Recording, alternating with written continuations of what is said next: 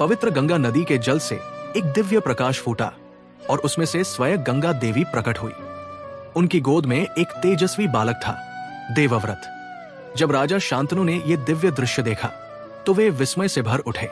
गंगा ने मुस्कुराकर कहा, यह तुम्हारा पुत्र है जो महान योद्धा बनेगा। ये कहकर वे बालक को लेकर जल में विलीन हो गई। राजमहल में देवव्रत का पालन पोषण हुआ। वे अद्वितीय बुद्धिमान और पराक्रमी थे। गुरु वशिष्ठ और परशुराम के निर्देशन में उन्होंने वेद, शास्त्र, राजनीति और युद्ध कला की शिक्षा प्राप्त की।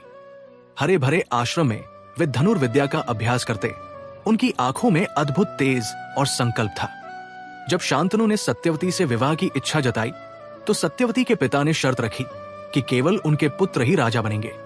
देवव्रत ने अपनी तलवार उठाई और प्रतिज्ञा की, मैं आजीवन ब्रह्मचारी रहूंगा और गद्दी का मोह कभी नहीं करूंगा। उनकी प्रतिज्ञा से आकाश में गर्जना हुई, गंगा की लहरें उफान पर आ गई। तब से वे भीष्म कहलाए।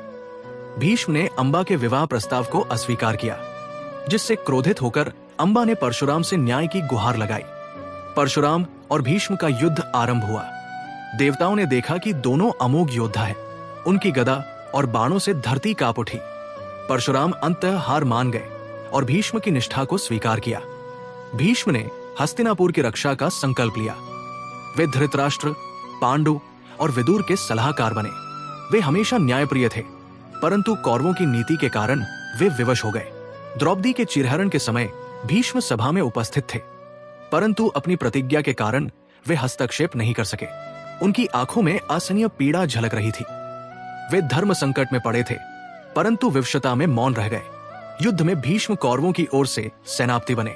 वे अजेय थे, परंतु जानते थे कि उन्हें पांडवों के साथ युद्ध करना होगा। अर्जुन के बाणों से आहत होकर वे शर्षया पर गिर पड़े। भीष्म ने शर्षया पर लेटे लेटे युधिष्ठिर को धर्म, नीति और राज्य संचालन के महत्वपूर्ण उपदेश दिए। वे उत्तरायण के समय तक जीवित रहे और अंत में परमधाम को प्राप्त हुए।